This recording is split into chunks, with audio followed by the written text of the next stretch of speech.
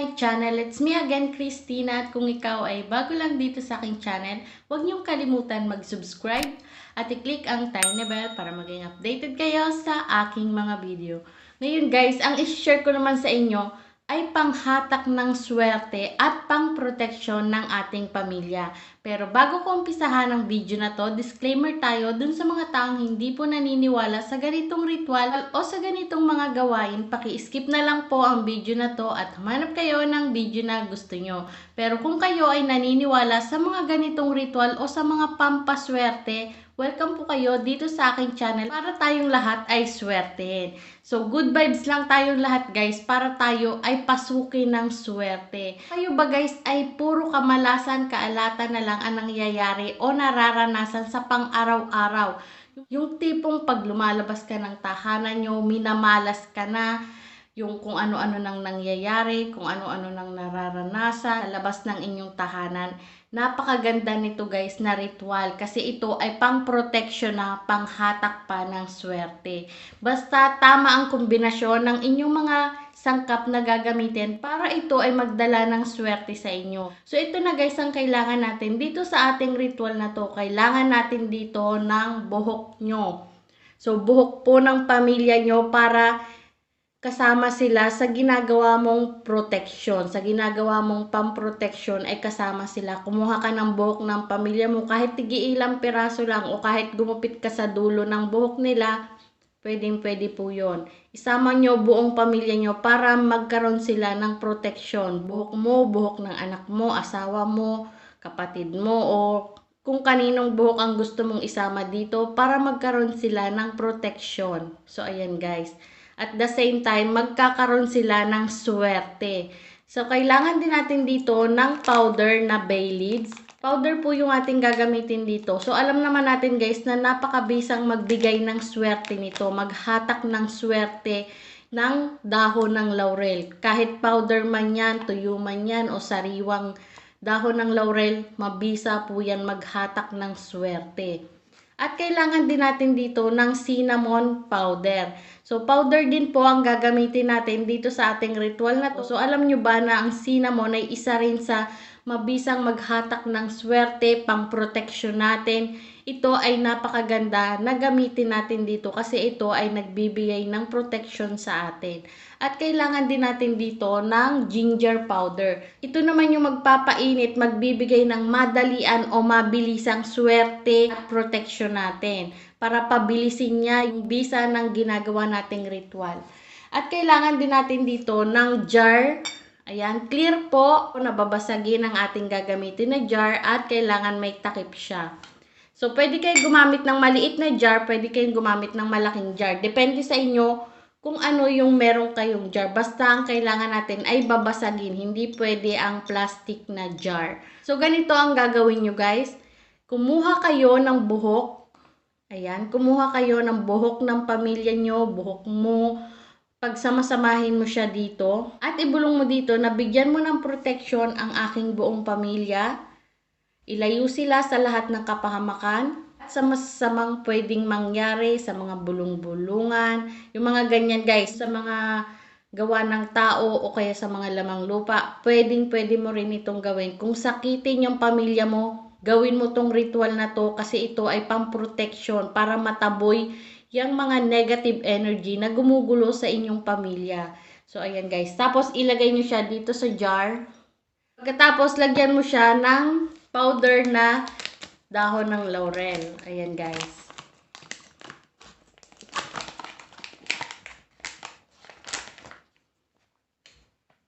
So, kung meron kayong kutsarita, isang kutsarita yung ilalagay nyo. Isang puno sa kutsarita yung ilalagay nyo dito. So, ayan guys.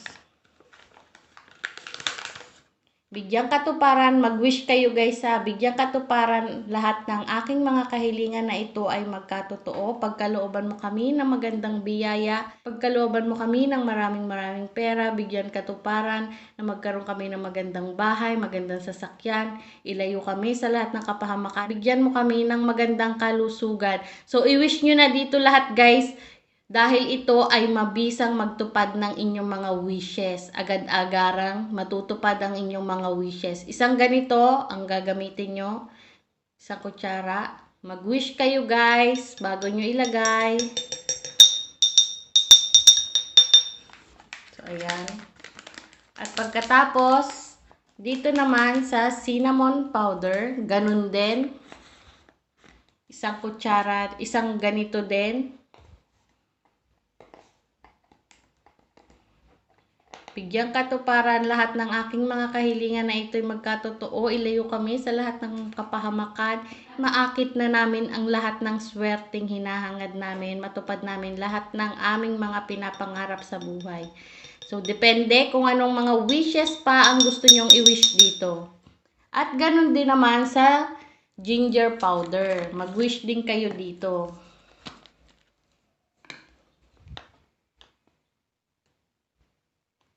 I-wish nyo din kung ano yung winish nyo sa una o mag-wish kayo ng iba. Bigyan katuparan lahat ng aking mga kahilingan. Bigyan mo agad-agaran ng bisa ang aking ritual na ginagawa. So, ayan guys. At lagyan natin siya syempre ng konting asin para walang kontra. Konting-konti lang na asin. Ganyan lang guys. Pinch lang ng asin. So, ayan.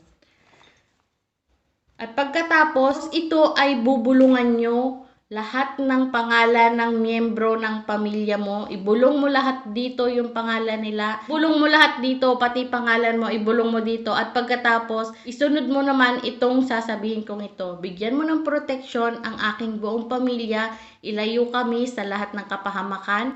At pagkalooban mo kami ng magandang kalusugan. Bigyan proteksyon ang aking buong pamilya. Bigyan mo ng katuparan ang aking mga kahilingan. Yung mga ganyan guys, ibulong nyo. Tapos, tatakpan nyo na ngayon siya. Ayan, takpan nyo siya. At ito ay itatago nyo sa lugar na hindi makikita ng ibang tao. O kaya naman, ilagay mo ito sa inyong altar. Kung meron kayong altar, ilagay nyo siya doon. Ayan guys. Ganyan lang yan kasimple. Kung meron kayong maliit na jar, pwede po yun. Maliit na lalagyan, pwede po na doon nyo ilagay. Kung wala, pwede na po yung ganito kalaki. So, ayan guys. Ganyan lang kasimple yan at magdudulot na ito ng swerte at proteksyon para sa pamilya mo at para sa'yo. Depende yan sa kung papaano mo siya ginawa, kung papaano mo siya pinaniwalaan, at kung papaano mo ito paniniwalaan. Basta guys, kailangan samahan natin ito ng dasal. Kailangan magdasal tayo sa Diyos na bigyang katuparan niya na maproteksyonan tayo nitong ating ritual na ito. Dahil ang Diyos talaga guys, ang magbibigay sa atin ng proteksyon. Itong ginagawa natin ay gabay lamang natin. Kaya wag pa rin natin kakalimutan na tumawag sa Panginoon.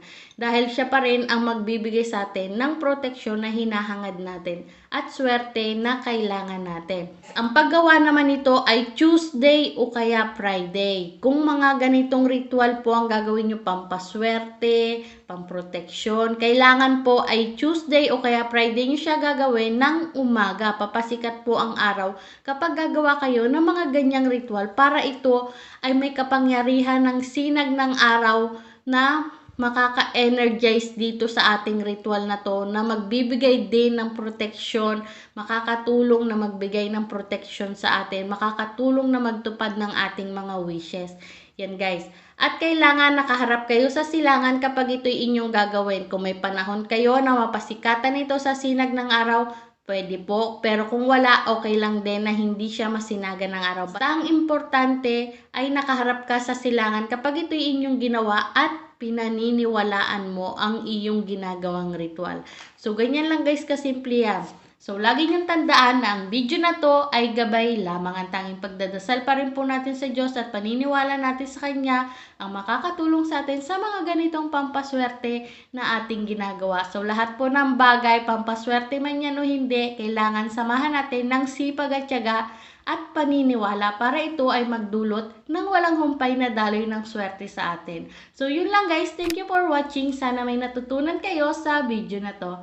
Bye!